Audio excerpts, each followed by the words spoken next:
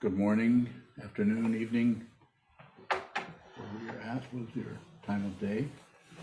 Good to see all of you. First day of the Rohatsu session, which we do every year. Not very long, 4 days, where we pretty much follow the traditional Soto Zen forms. Not exactly, but closer than we do the rest of the time. So we even do walking meditation, don't we? So that's always fun.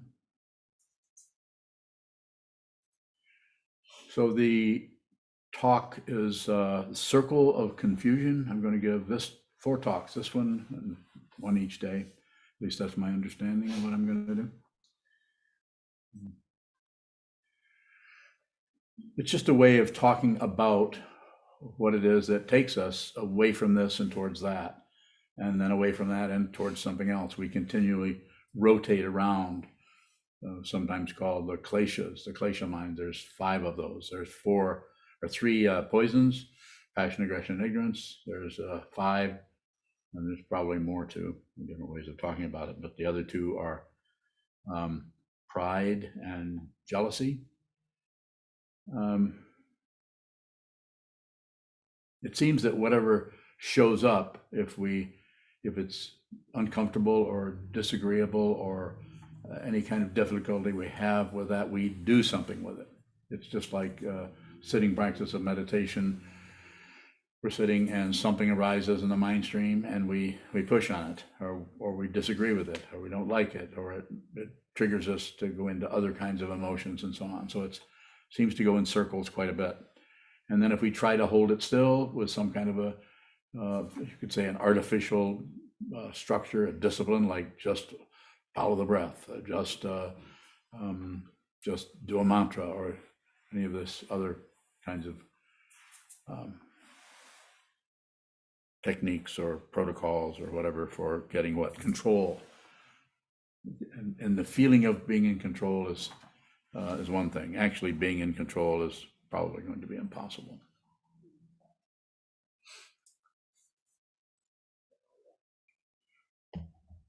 This doesn't mean we shouldn't do mantras, that we shouldn't do walking meditation, that we shouldn't work with different kinds of forms that appear as a technique or a way of calming things down, or of giving some kind of a semblance of something that's normally going this way and that way and all over the place, softening that up or slowing down the energy, the speediness of that. Of course, that does happen.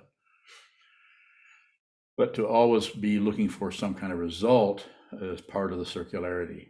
That's the grasping. If it gets intense, then it's the greediness. It's the craving after. We want that. And if we don't get that, then the other poison, anger, could come up. We're upset because we're not getting what we want.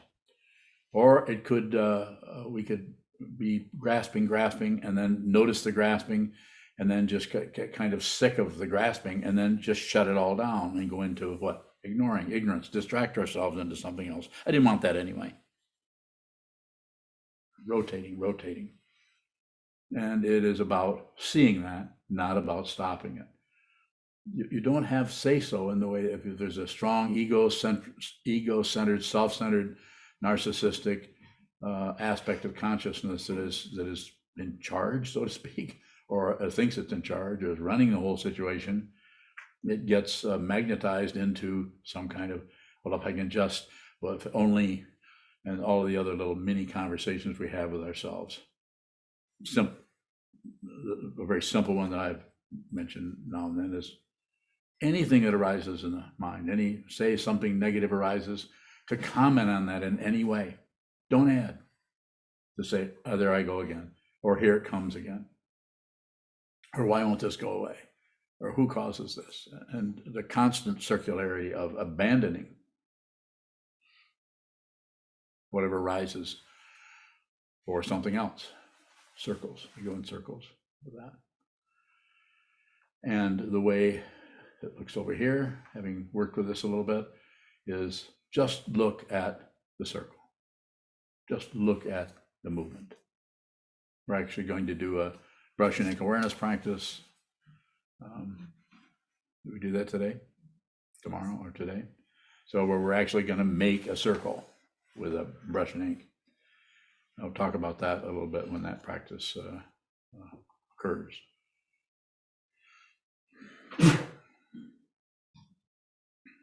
So it seems if we look at the circularity, we look, this happens, and then we push at this, or we pull at that, or we shut down, or in terms of the other two, we start to puff up, our pride, our self-centeredness starts to show up, where we can't actually look at what's happening because we're elevating ourselves, me, above that.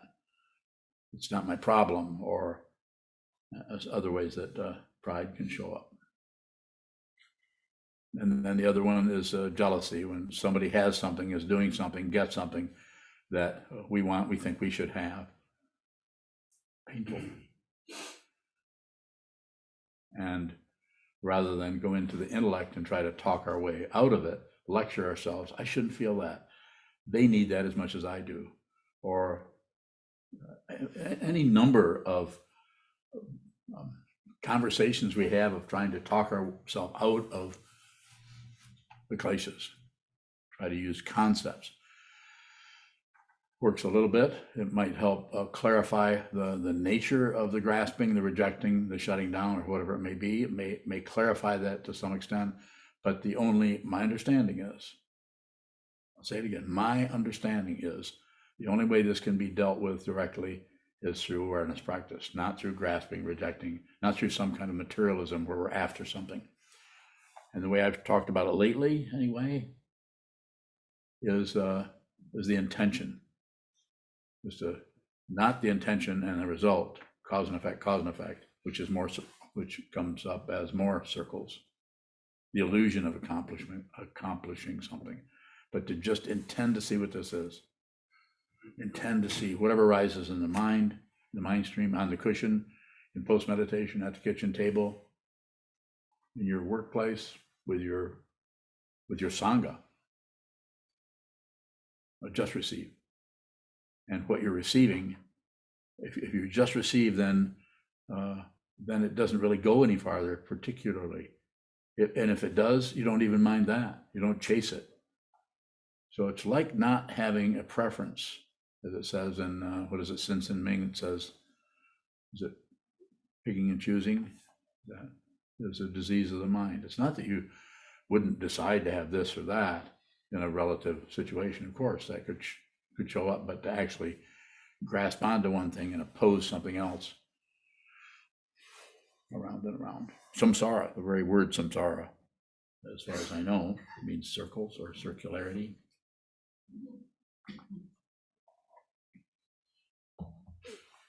So again, we come back to, speaking of circles, we come right back again to just be aware, just receive. And it may not be comfortable. It probably won't be comfortable. I doubt that it'll be comfortable, because the very first thing that the Buddha said is life is suffering.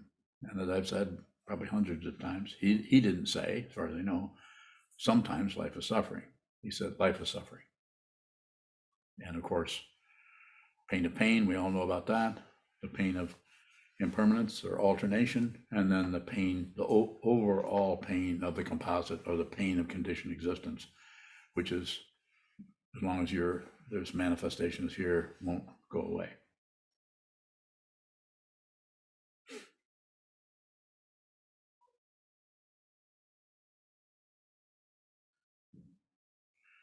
So in the next, today and the next 3 days, I'd like to stay on this topic, but rather than go in and start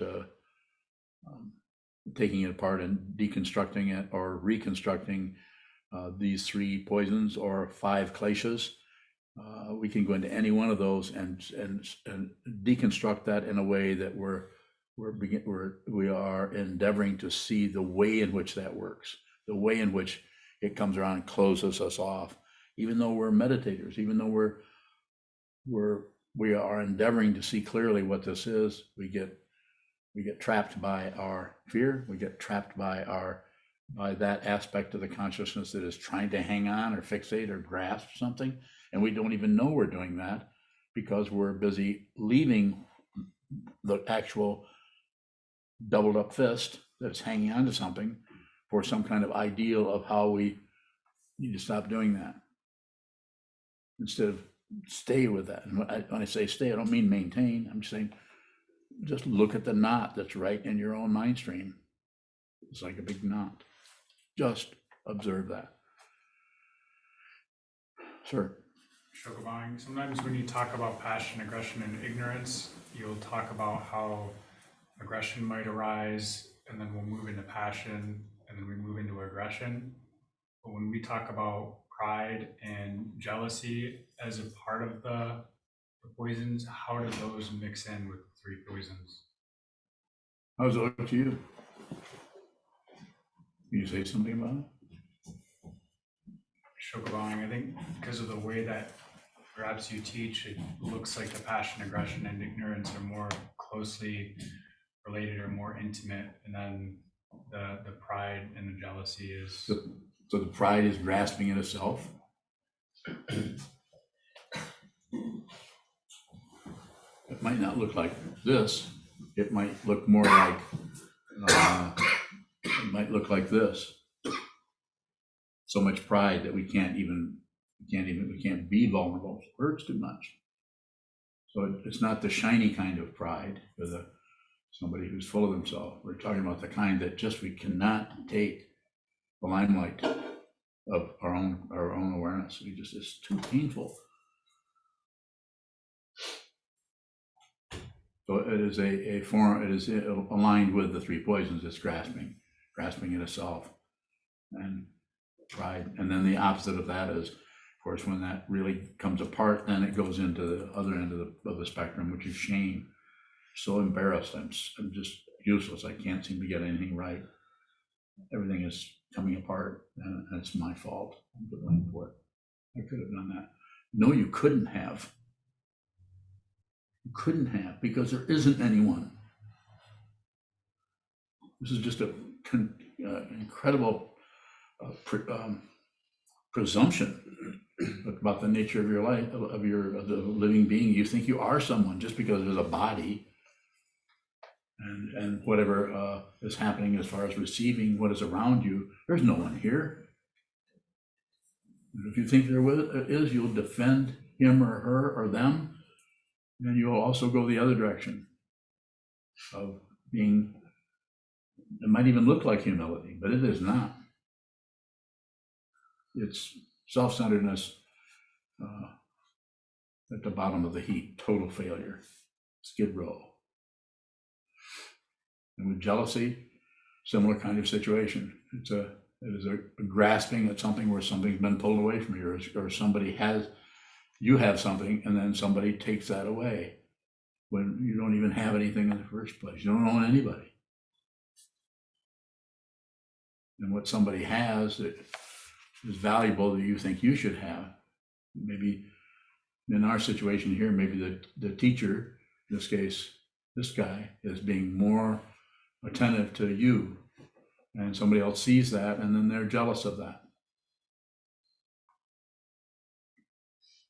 This doesn't mean they have to go the other way around and be, oh, it's so wonderful that everybody can have some time with the teacher. Although that's taught sometimes. But you could just see it, don't do anything with it. Don't get credit for being so kind and generous and cutting into your jealousy. More?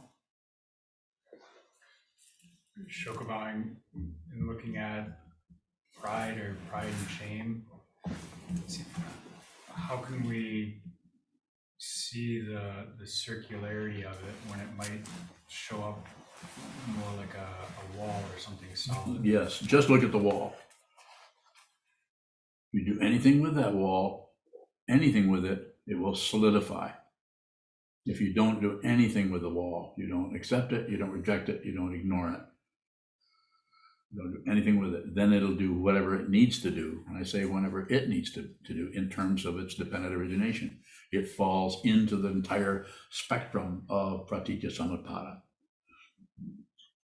It may have some duration, 3 months. It may have no duration, hardly any duration, 30 seconds. But that's none of your business. Just receive. Receive this incredible world. Stop shutting down on everything and everybody. When I say stop, I'm not able to do that. So what does that mean? Then look at the way in which you keep shutting everything out. More? Shogabang, is there a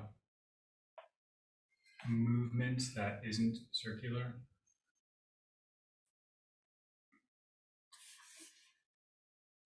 Yeah, you know what it is? A vow to be with all things. Direct, right to it. Be with all things. You don't have to complete it. It doesn't have to succeed. It's only the intention. Live in enlightenment now. More?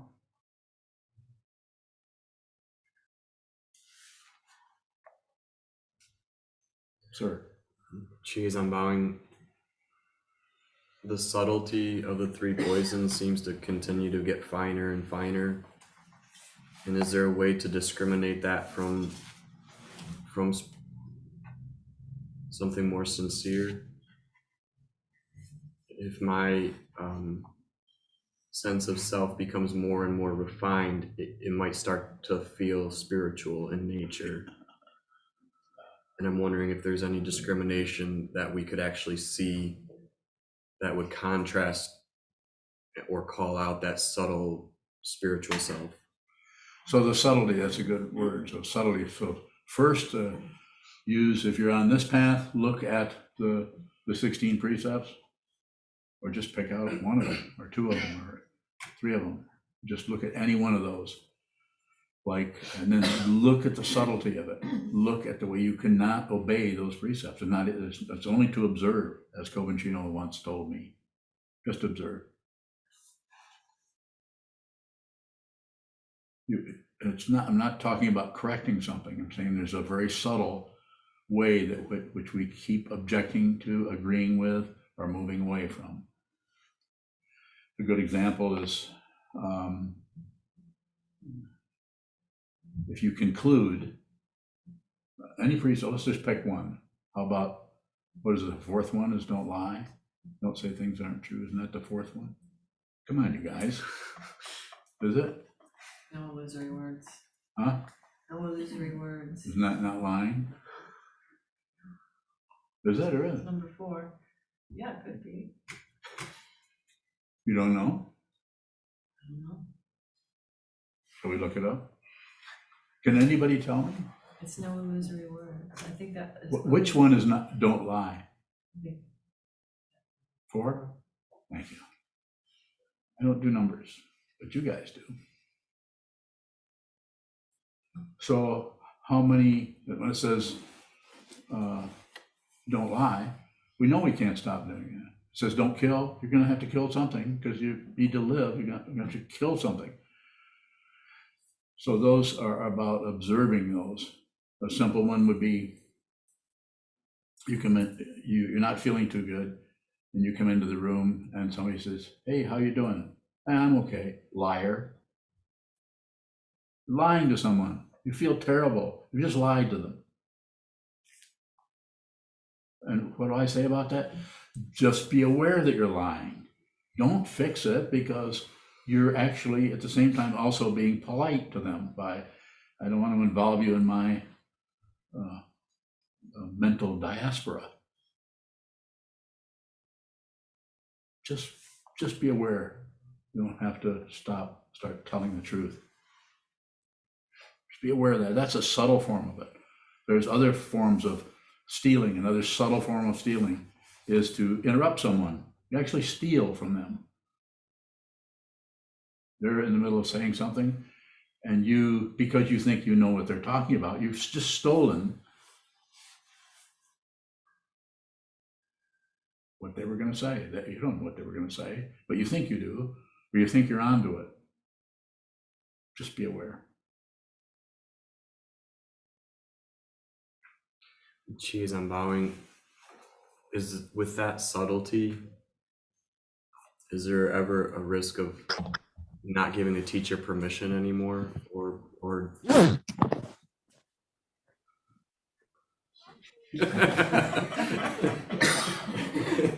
Who did that? Who blew their nose? That's my job to blow my nose. That must mean. There. I got you covered. how to continue to expose ourselves to the teacher? Just, I think it's so different with each person. Just do the best. You don't have to do much in the way of exposing. Teacher sees that. Teaching person, their true teacher is going to meet you right where they're at. You won't even recognize them because they'll look so much like yourself. No separate being anywhere. The true teacher realizes that. There's no credential. So I'm not saying, oh, true teacher over here. So I'm somehow, or some other person who is a true teacher is somehow has special kind of insight into everything. It doesn't work that way. It's not about insight into everything. It's just you're not separate from anything anymore. Never were. But then it's a realization. More about that if you have it. Geez, I'm buying. I just, for myself particularly, there's more and more fear about the responsibility you're giving me turning into a credential, which would actually remove me from the spiritual practice, like to continue. Like there's Isn't that work amazing? to do. Isn't that amazing? You have work to do. You do.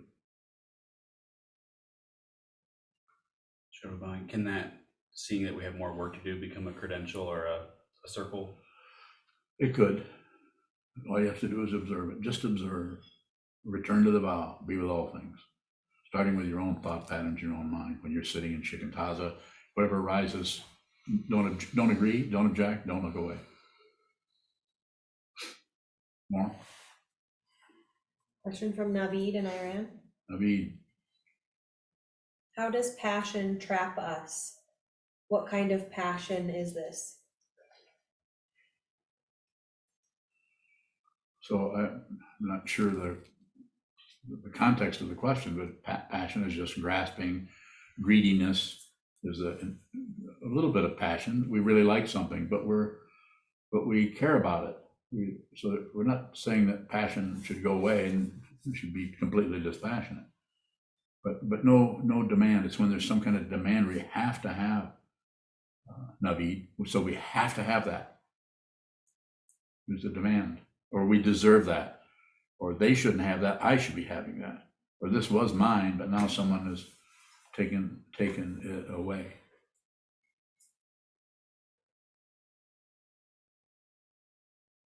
If I understood the question, which perhaps there's more to it than that.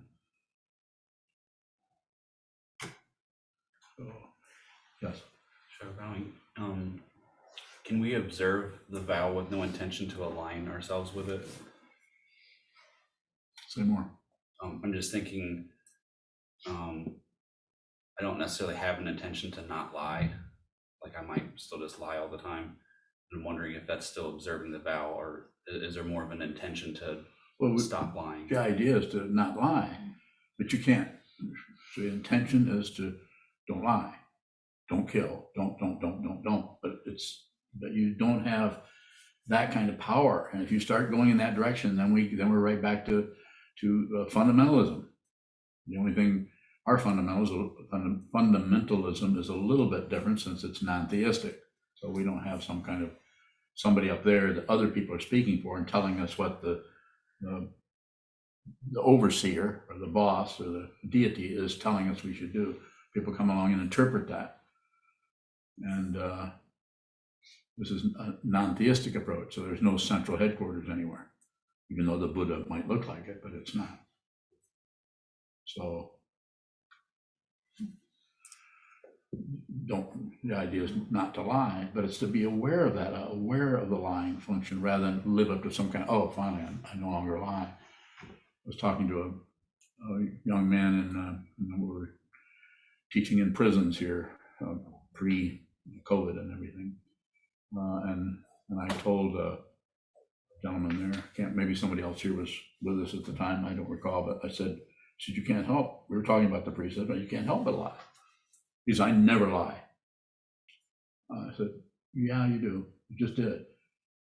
By saying that, I said, I never lie. And what I'm pointing out here is a little, yes, I feel fine. No, you don't. You're not telling the truth to the person who asked you because you rotate into politeness.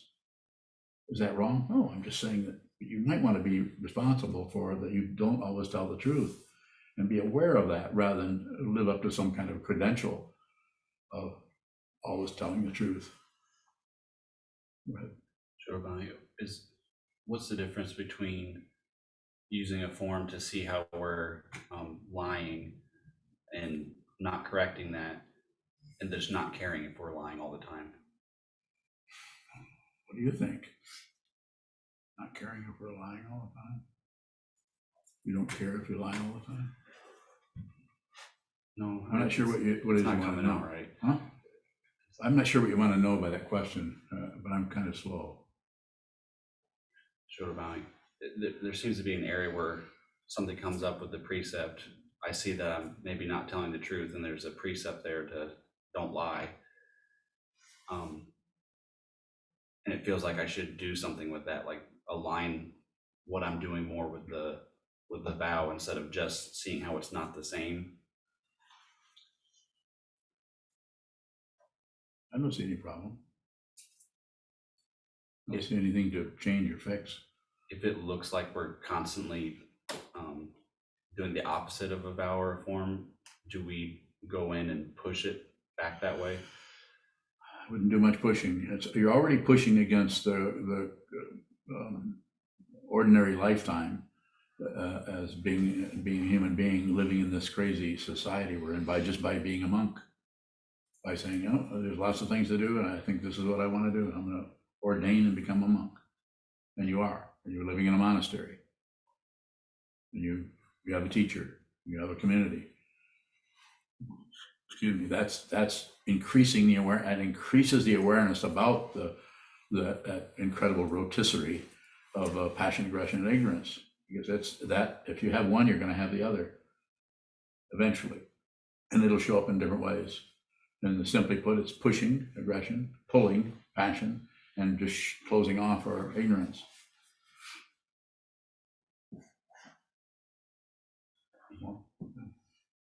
Sir. Shokubang, in the example of saying I'm doing all right and it being a lie, we're observing the vow, no illusory words. When do we actually come out and speak the truth? So it would be very, very situational. You want to be with all things, but you're not looking for a credential that you're being with all things. That's when what starts to slip up the side of the wall. There is I have to live up to something and get a credential that I never lie. Just be aware. Just be aware. And the way you train yourself to do this is by working with the awareness in a very, very direct way. Sit down, hold still, and spend a lot of time watching the movement in the mind stream, because that's where that is. We are able to see fundamentally what is true. That there's no solid being. I don't care how intense the emotion is, how intense the greed is, how intense the passion, aggression, ignorance, pride, jealousy, or any other elaboration that might extend those together or separate. You have to just see it. You have to see that, because it is the identity behind it that is the fundamental issue, that there is someone who's feeling that. Those things that are arising, when we see that there is no solid being, then those things that are arising are more like weather. We don't take it so personally. We still might feel it. We're still going to get wet. You still can get struck by lightning, but there's no, you're not operating out of hope and fear anymore.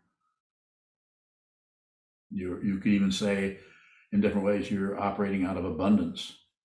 You're operating out of enlightenment. No longer separating yourself from anything, no matter how much it stinks, no matter how fragrant it is. I don't deserve that.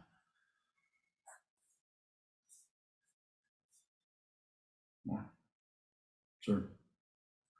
Shokabang, when you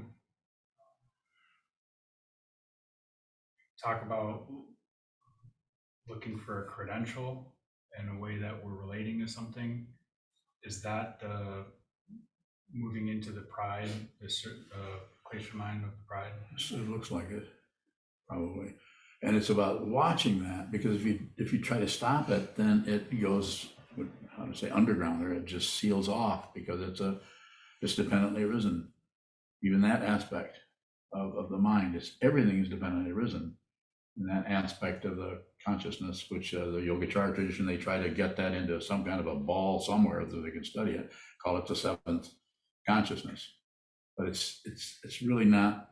We can do that to study it, but it's not about going in there and taking that out and like extracting a tooth. You have to see that, so that the consciousness stops going to war or going to peace with anything. Take no position.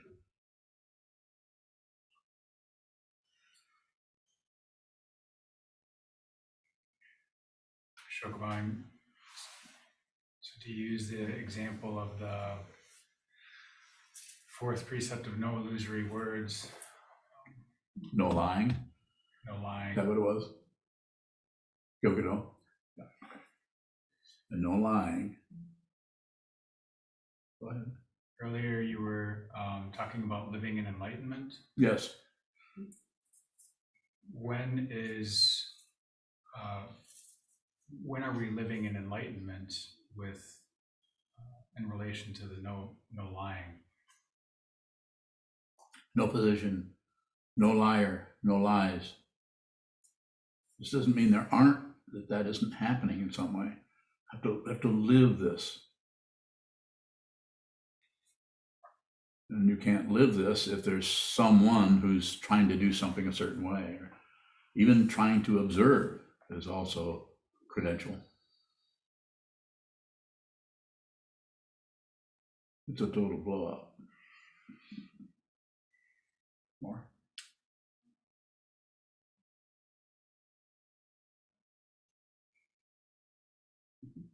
Question from Ian in Kalamazoo.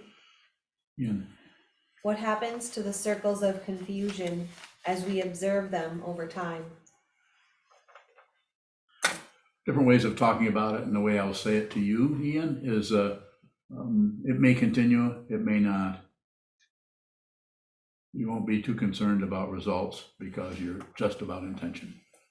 If you're on this path, which is the path of the Buddha's Dharma, then this is about saving all beings, being with all things. Everybody else comes first, especially the people that are totally swamped by their identity and are at war and are sometimes even killing other people.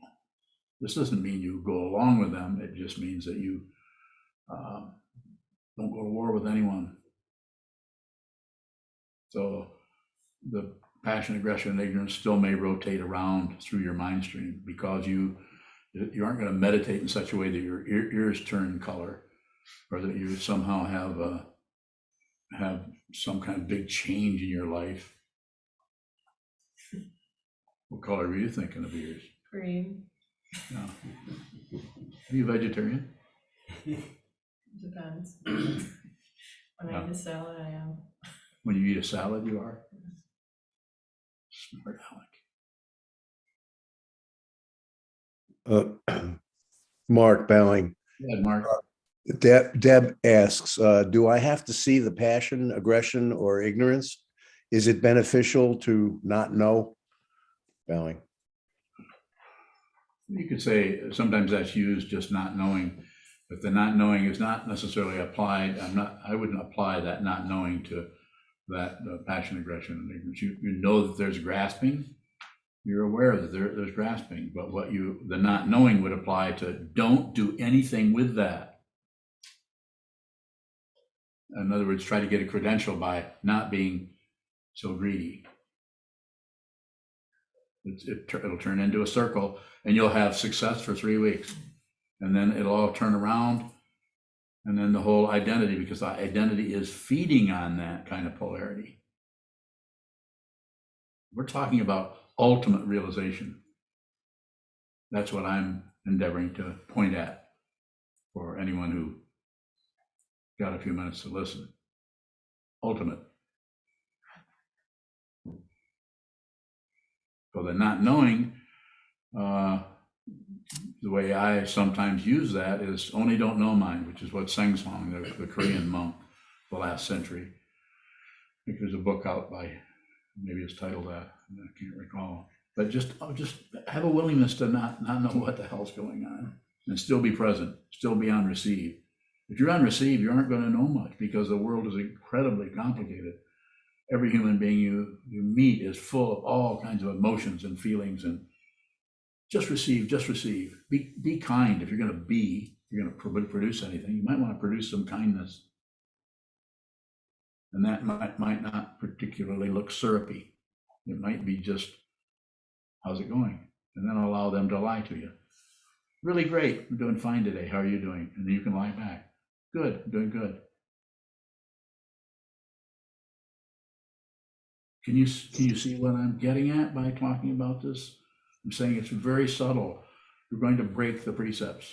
You can't help but break them in different ways.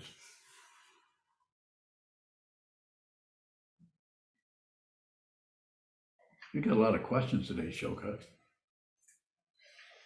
It's just an acknowledgement. It's not a criticism.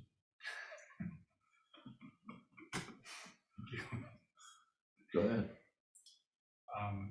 Shokabang, sometimes you'll say work with what appears. Yes. So in the example of the two people interacting where they're lying, and that's the appearance, what's the working with that?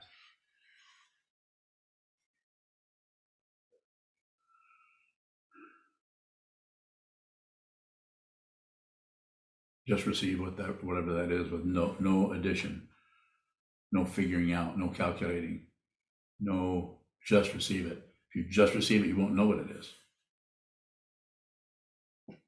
More?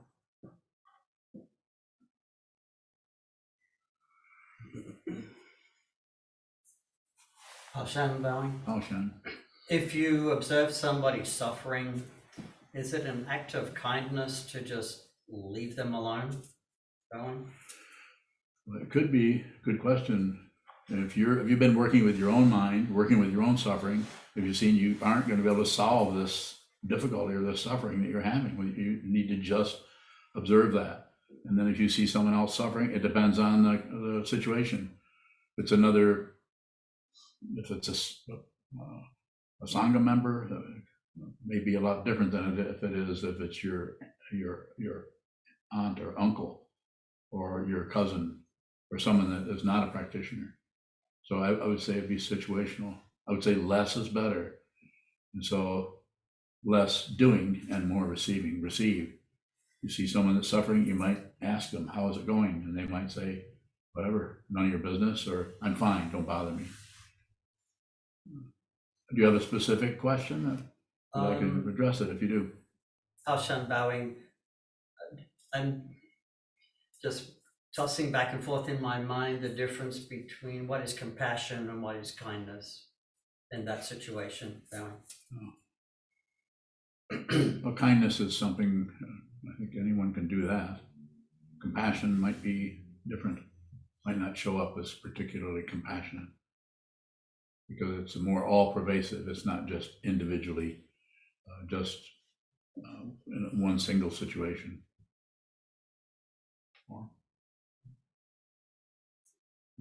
June Shabali, when you say circle, I think of something that goes around and comes back to the same point or the same feeling or situation. But you've also talked about how we can't do anything twice or nothing actually repeats. So what is going around in a circle, or is there any repetition in that circle? Yeah, it's something that looks like it's repeating. That's a conclusion about it.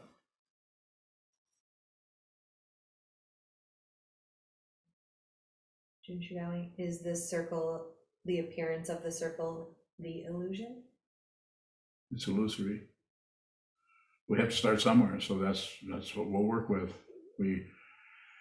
Simple structure of that, excuse me, simple structure of that would be, somebody does something, we get really mad and we kind of overreact or yell at them or something, and then we start to see that we didn't mean it, or that there was a mistake happening, and then we go from the anger into passion and start to apologize. Oh, I'm sorry, I overreacted, and I'm sorry, I see more clearly what was happening there. We might do that. And then from there, we might go right into some kind of ignoring, where we would do the same thing again. Because we've apologized, so we've taken the spikiness out of that original anger, that original impulse to get mad at someone or upset with someone.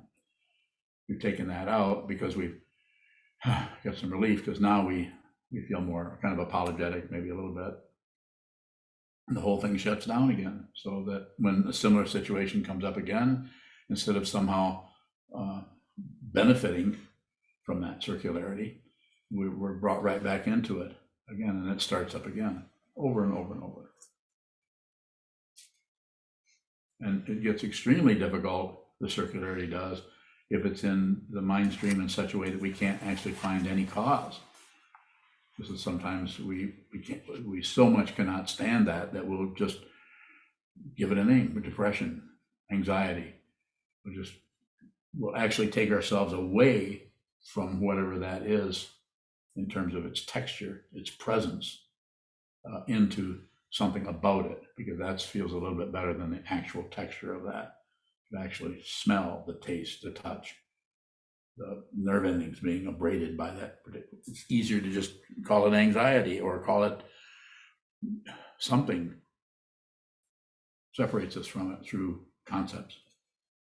And then, go ahead. Junshu Valley, does awareness somehow break the circle?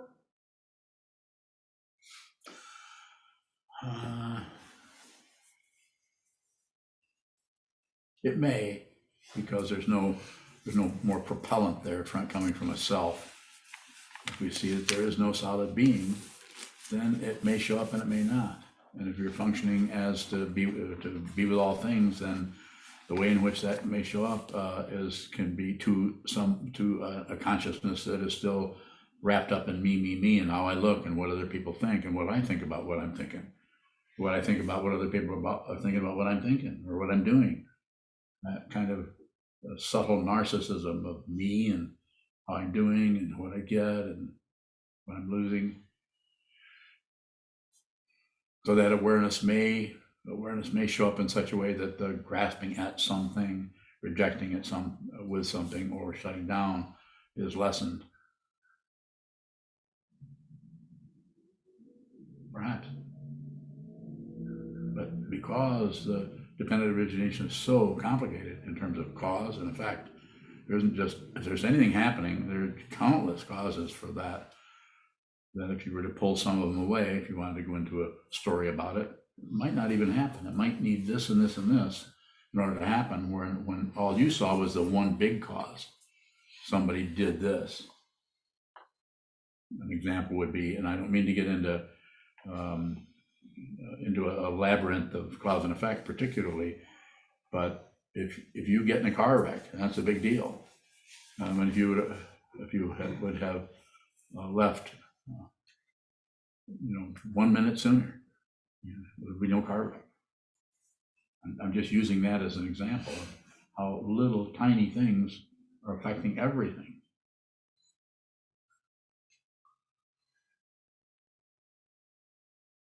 And we can't really track it and say, oh, if I'd only left 2 minutes earlier, or we quite often do that. When something big happens, we realize, if I just hadn't gone back to get that package that I was going to deliver or something, then that wouldn't have happened. We always do something like that because we want that, we love that illusion of control. As if, well, if I just done this or done that, that wouldn't have occurred. And there's something to that but it's not saying you necessarily can get control. It's basically saying you're kind of at the mercy, insofar as you think there is somebody, you're at the mercy of everything that is coming and going, as far as your actual experience of being a living person, being. Shadow bowing. I believe I've heard you say, like, when we're on a circle, it looks like a straight line, but then if we see it, that we're not exactly caught by it or wrapped up in it, if we see that it's circular. If we begin to see how things are circular, does that, how does that help us relate to them? Oh, isn't it kind of obvious? Not obvious? It will be. I feel like there's something else you want to know that I'm not, it's not showing up in that question. Shadow bowing, I guess it seems like in either situation, if we're seeing it as a straight line or a circle, we're still doing the same thing. Like, we're not trying to stop doing that thing. So I'm just wondering if our activity, our habits start to look circular to us, does that, what next or what happens? If you see the circularity of it, then there's less investment in somebody who can control or stop something or start something, and therefore the whole thing starts to fall apart. It needs to be some person, who's going somewhere, is causing this or causing that. So if you see the whole display, it's like looking at a Monopoly board. Who wants to play that? It's a big circle with, the implied results. Don't pass go, don't collect $200 or something like that. You can tell I haven't played that in 50 years. Go ahead. Shadow bowing, or when we start looking into those areas,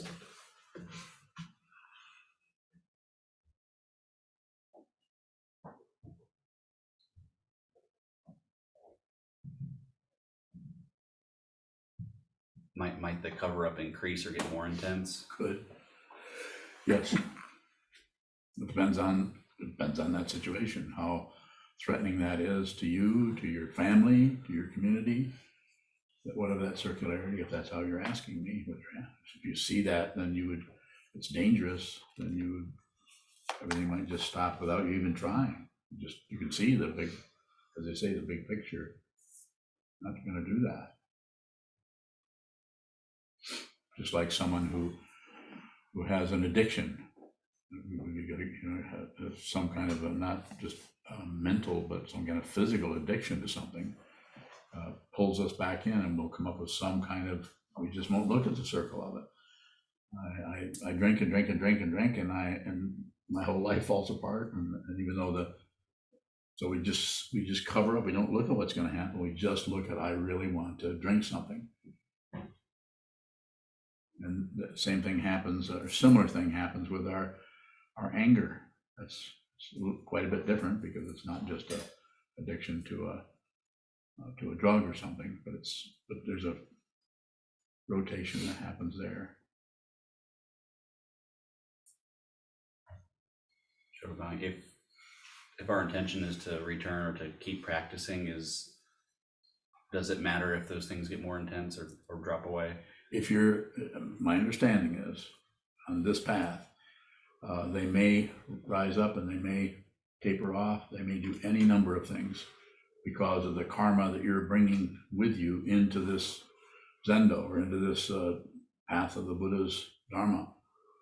Any number of things, because there's no guarantee, there's no promises. There isn't. But here you are, you're alive, and you have the opportunity to train your mind. It could show up any number of ways. There's no guarantees or promises. It could get more intense, could get worse. But what you're doing is you're working with it with your intention and with your awareness of what it is, rather than looking for some kind of a cure. some kind of something that would go into Wikipedia under therapies. And as you've heard me say, I'm not against therapy. Some people, that's the only thing they can do. Some people are meditators and they also need to talk to a therapist or a psychiatrist, or we should use everything that's available to help us lessen the suffering of ourselves and of others, but do it in a way that comes out of the awareness rather than out of some control. This is why I say cause and effect. We can't ride that particular rail to some kind of success story, because we leave out. It's a focus kind of thing where we focus on, I'm going to do this so I can get that. I'm going to practice meditation so I can attain enlightenment. It starts out that way, but eventually you begin to have a deeper understanding of what the entirety, what the big picture is, what enlightenment actually is, what awakening actually is. It's not a state of mind. It's not some other fancy state where you're really open, you're really a nice person. You're always putting everyone before yourself. Nobody really likes you. No longer any mistakes. That's a good one.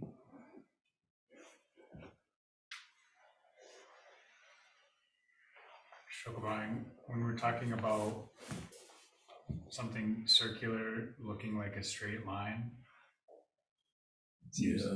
it seems like life and death or birth is a straight line. What? Like we're born, we get old, and then we die, so it seems like there's a straight trajectory there. Yeah. What is Wow. the circularity of birth and death? Circularity is, we actually think that those are true. There is birth and death. It's an illusion. It's unreal, fundamentally unreal. There isn't anything but this. If you see it, that's what? How do you say that? Problem solved? No, you can't say that, because it's just what it is. It doesn't have a right or wrong, up or down, back and forth. All the polarity is gone, and it's still, if it's there, it is an illusion.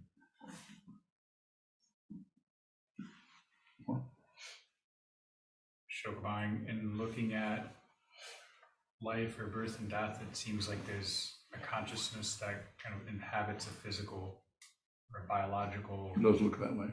and then that kind of creates an existence. If we see that life and death are an illusion or unreal, does the consciousness, can it still show up that way, where it's going into a physical dimension? And It could still occur that way, yes. what is the actual seeing that it's an illusion? What is the actual seeing that it's an illusion? What do you want to know? It's the seeing that it's an illusion. And you say, what is that? I don't know. Roll of paper towels? I'm not kidding you. You can pick out anything as a reference point and move into it. It's called relative truth. But it's ultimately not true.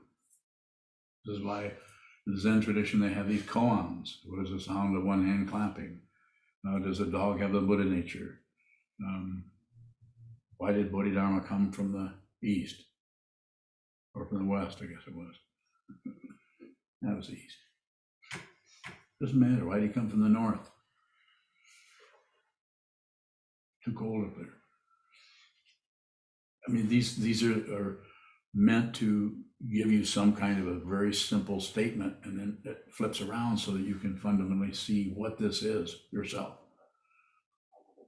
It's everything in general and nothing in particular. And the ego cannot get any nutrition out of that. The ego gets nutrition out of success, or out of being a famous person, or having a really nice nose. I'm one of the nicest noses. People are always complimenting me about my nose. Yes? Shokubang, it looks like there's an ignorance or forgetting. So might that still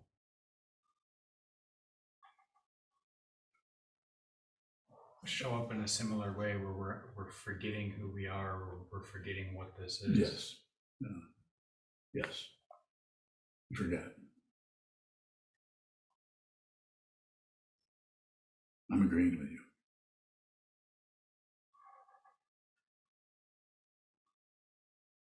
So remember. Question from Adriana in Kalamazoo. Very good. Recently, you encouraged us to have unconditional confidence. What are we to be confident in? I assume it's not myself. I don't remember saying that, but I might have. Did I say I have unconditional confidence? I get a shrug. She just accused me of saying something. She has in mind what is unconditional confidence and what's it contrasted to? So relative confidence is I'm confident that I can fly an airplane or fix a car or do some plumbing, or I can figure out my taxes, or I can sing, or I can play the guitar. Confidence in some particular function, relative confidence, and then ultimate confidence is that nothing is happening. Nothing is there's success and failure totally understood as not being separate from each other. And this is difficult. You can't do this with your thought process, but life and death. You're actually here. The consciousness is showing up as a living form, a human being, and you realize that who you are can't die. We're not saying that the body won't die, but who you are goes beyond everything. You've actually realized it. You've stopped blocking that out, because the ego, that is threatening. The ego is incredibly attached to this living form, and how this face looks, and how this speech works, and who my partner is, or who my son is, or my daughter. We're attached to it. Should we be attached?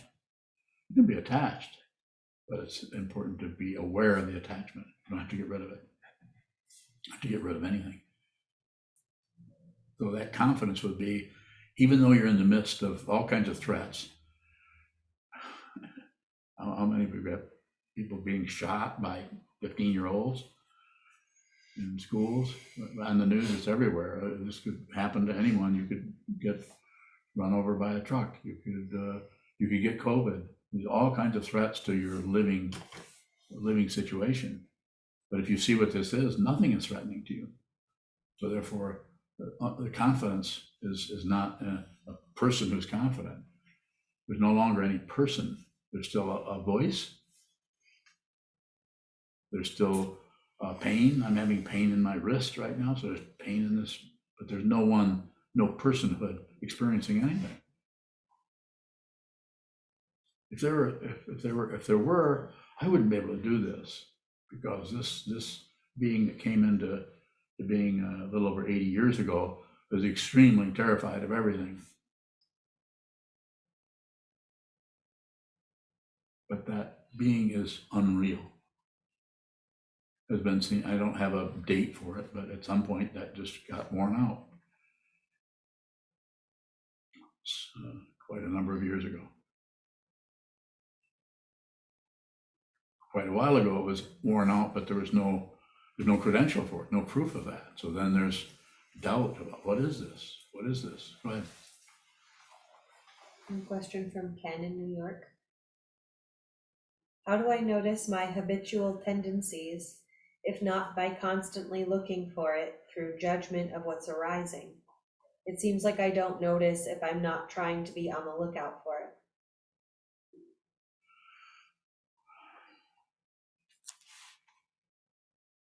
Is that Kensho? A lot of sitting meditation, Kensho. A lot of A lot of sitting meditation. And you may say, I'm already sitting this much or this much or this much, but that would be my response. A lot of it. And it doesn't have to be formal in a monastery of Zendo, and it doesn't even have to be in front of an altar or, but it needs to be still, symmetrical, and on receive. No matter how smelly the thought stream is, how distasteful, don't push it away by judging it. Don't receive it by thinking that you can take it or you can handle it, or I'm just going to receive. No lectures. And don't shut down, distract yourself from it. It takes years to be able to do this. So if you meditate, listening to this old man, if you begin to meditate, and have meditated for 3 or 4 years, and nothing seems to be happening in terms of your mind stream, do it anyway. Keep going. What else are you going to do? Keep going. Start this path.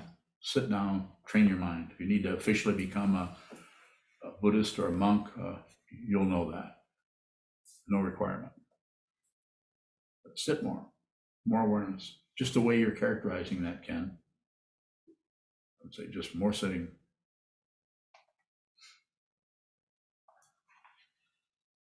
So Gurnbowing and Ango and Rohatsu, there are forms that we Yes. observe maybe once a year. Is what arises in learning those forms again, is that confusion? Give me an example. Like today during service, I didn't know what to do. Is that the confusion you're referring to when you're speaking about the circle of confusion? A little bit. There could be some of that. I don't know what to do, and I kind of, with other people, I kind of started this whole thing, but I don't know what to do. I have to get help from somebody who's been doing this a lot. So Gurnbowing, how do we work with the not knowing that arises in forms as a practice of observing confusion, Valley? Just keep observing the form. And if it's in form, if it's like we only do this highly stylized form, just out of respect for the Soto lineage. So without the Soto lineage, we wouldn't be here. And we are part of the Soto lineage, whether they like it or not. Soto Shu might not approve of us in Japan, but this is the way it's showing up for this old teacher. This is the way we need to do this because of our culture, because of the situation we're in, because of having a Tibetan master and also a Zen teacher and master. I don't know of any other way to do it other than this. So we have a lot of forms. They're changing all the time. We've only been a monastery for 10 years, something like that. Pretty new in Michigan. So the way you're learning forms are,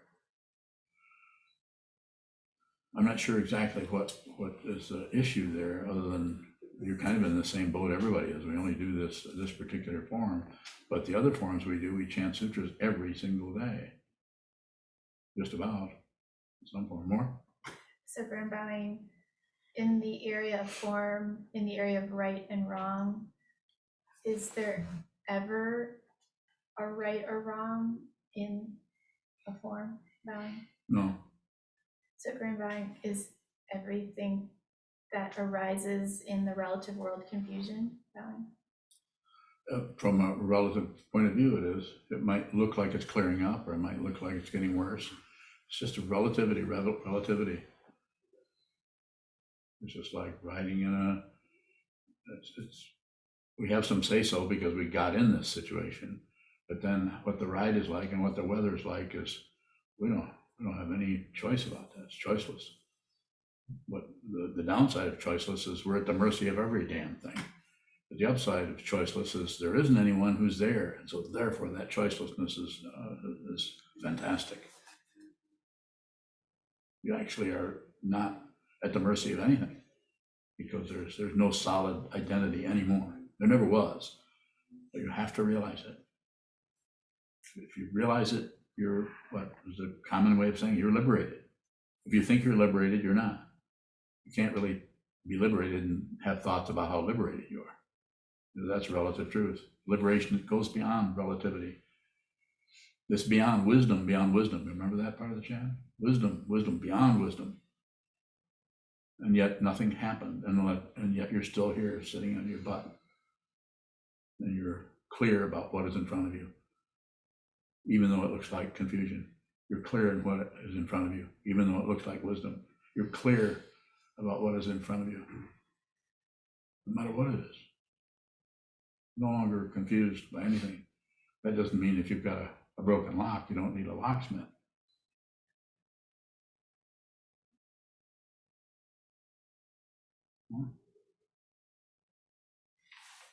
Another question from Naveed. Okay. Is it better not to lie? Should we talk our truth at all times? Again, it's good. It's situational. So you wouldn't, if you're really feeling bad and someone comes in and you might say, yeah, I'm doing okay, because you also are having respect for them and you want to be polite. You know that you don't need to whine about yourself, even though you might be not feeling so well. So it's very situational. When somebody clamps down and you say, never lie. Like my mother used to say when I was very young, say, Bobby, the whole world hates a liar. I thought, ooh. I better not let people know that I'm a liar. It's kind of the way my 8-year-old mind was working. I hate a thief too, because I used to steal from her. Whole world hates a thief too. My early religious training, as Mason would say, or Taekwondo.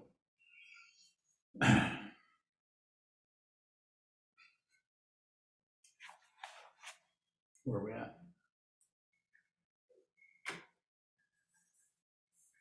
Situational.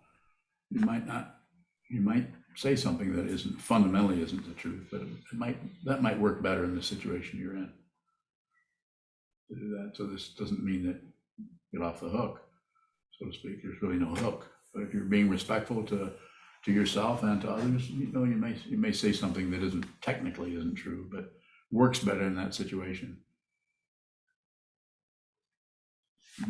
Are you bowing along those same lines then? Are we holding up a standard as to what is true?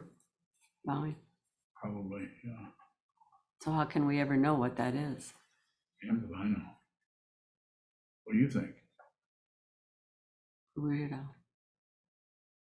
Don't use Mandarin on me. So say it, you say it. Well, it just seems like that there's this kind of invisible standard that we say don't lie. The precept is don't lie. So is there some ultimate way of not lying? It's being held up. I don't know. I don't think so. I think it's always going to be something that is not aligned with what is fundamentally true. Ultimate truth. You can point towards ultimate truth, but you can't say it other than to say nothing is separate. My way of saying it. Things look separate, they're not. If you see that they're not separate, it doesn't mean everything's all smushed together, but if you see it, you have to actually, it's not just vision, but smell, taste, touch, think. Everything there's no longer a separate being anywhere. But if you meet someone who is treating you as they don't have no idea what realization is about, then you relate to them where they're at. You don't try to be a special person who isn't tied up in knots like they are. You're tied up in knots with them. Not separate, not separate, not separate. Compassion isn't being compassionate towards somebody. It is suffering. If you don't understand, train your mind. See what is true. This is called the pain of the composite, the third kind of description. And anyone you meet them where they're at in their mind stream. It may not feel like it to you. You might feel like you're still trying to wait till they leave so you can go take a nap. There'd be any kind of thing like that could arise. There's no special kind of feeling that's going to arise if you live in enlightenment. When the feelings do arise, they don't occur to a being anymore.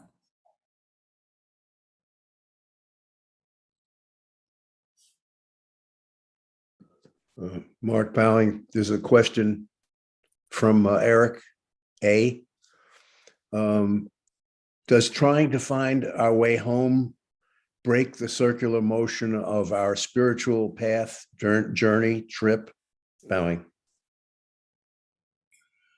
If I understand your question, I'm not sure I do, but the way it sounds, I would say no, not particularly. Trying to find your way home. Don't you?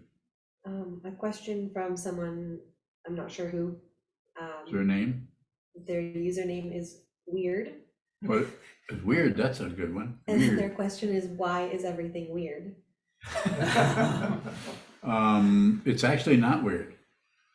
That's a projection. Actually, it's not weird. It's flat out ordinary. There's nothing weird. Everything is totally in its appropriate place all the time, since you asked. But your projection is that it's weird. So that's why it's weird, because you're weird. You're weirdo. Not a problem. Go ahead. A question from, I'm not sure how to pronounce it, Sile, How do you spell it? Sihle. Sounds right to me, Sile. How do I know what is true and what is not true? What is the purpose of all of this? I don't know. Suffering, we're having difficulty. Human beings have difficulty. We're trying to find a way to work with that where we don't make life worse for ourselves or for others. So that would be a simple response. It's the purpose of it is to understand what is fundamentally true, what is really important. And a simple way of saying it is to be with all things, put others before yourself, which is not happening in the world. There's a whole lot of people that are just putting themselves before everyone else. Creates a big problem.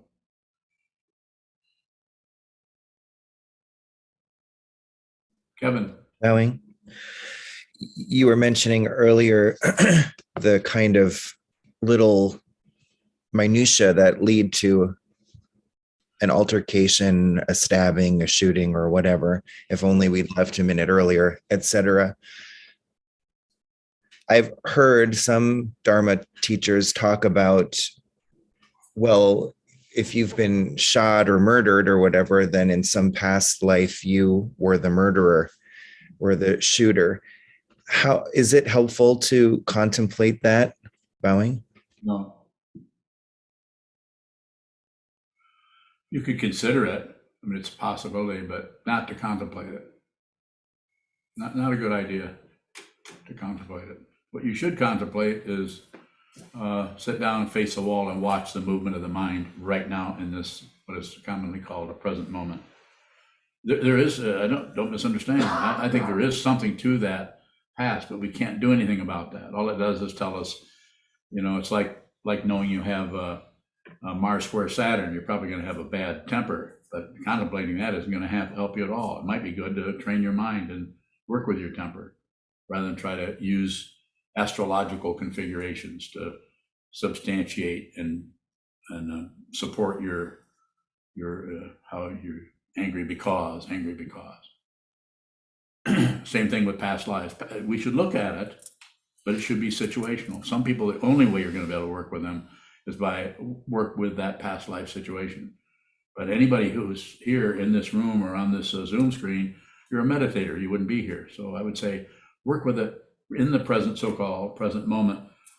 Sit down, hold still, and watch the movement of the mind, and do it that way rather than some kind of a going and blaming something.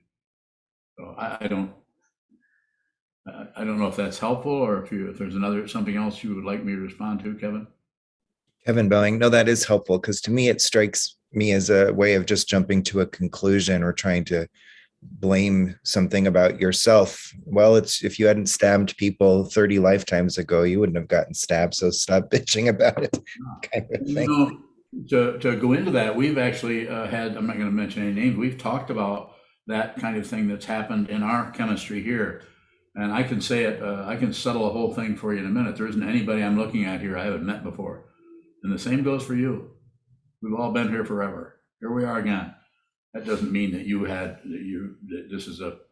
that you and I were in Italy in the 13th century and we both ran a bakery. And you wanted to have totally control of the bakery because I wouldn't make the kind of muffins you wanted. So you got upset and kicked over the boiling water. And instead of just, we know I could go on and on, but my imagination is just running out right here. And I would have to get some help from somebody. I'm just saying that causes and conditions but nobody's to blame. The causes and conditions, the self-centeredness gets lost in that if you see what it is. So yes, there's some of that happening, and we can acknowledge that, so it gives us a little bit of support there, but the fundamental situation is right now. Look at it right now and transcend this world. Kevin Bowing, well, it's very interesting because over the last couple of months, I've perfected my scone making, and it's clearly because you wouldn't let me bake the kinds of that I wanted. So I owe you a debt of gratitude. Yeah, well, I'm here to collect. Kevin Bowing, I had another question. You mentioned before the experience of, I'm paraphrasing, the sense of self falling away and having some doubt about what that was. What is the difference between doubt and not knowing, Bowing? The doubt, there's still some shred, there's still some particles or pieces, so to speak, just to use that kind of an image of somebody who's still concerned about something else, still worried about something, still think there's something that could be lost or something. So something's awry. And that doesn't have to go away. That can still stay there. It's just that it's without a being. That doesn't mean you won't have emotions around it. So the doubt or the certainty is the relative way of saying no doubt. So you're certain what you see this is, it is certain, but that doesn't mean that negativity might not come and go and show up in your mind stream. If you're a living being, you have a brain, have a nervous system, the things that are happening in people who are grasping at a self are painful, but the things that are happening to people who have seen that there is no solid being anywhere, still painful. But it doesn't happen to a person, so therefore there's no wish for some kind of some kind of everything should just subside and no longer have any negative feelings because now I've seen through no self. So the certainty or the lack of doubt is because you don't have a concern about what happens the next moment because you see, and I'm going to say it this, I don't know of another way to say it. There is no next moment. There isn't anything but this. I'm going to say there isn't anything but now, but then it gets kind of fancy, and then you think you can just be here now, but you can't because you can't be something you already are. I'm glad I was able to help you with that, Kevin. Kevin Bowing, me too. Bowing. Are we at the end of our travail? That's French for travel. Okay, we will do what comes next. If someone knows, I think Sokuzan, you know about stuff that happens. Handle it.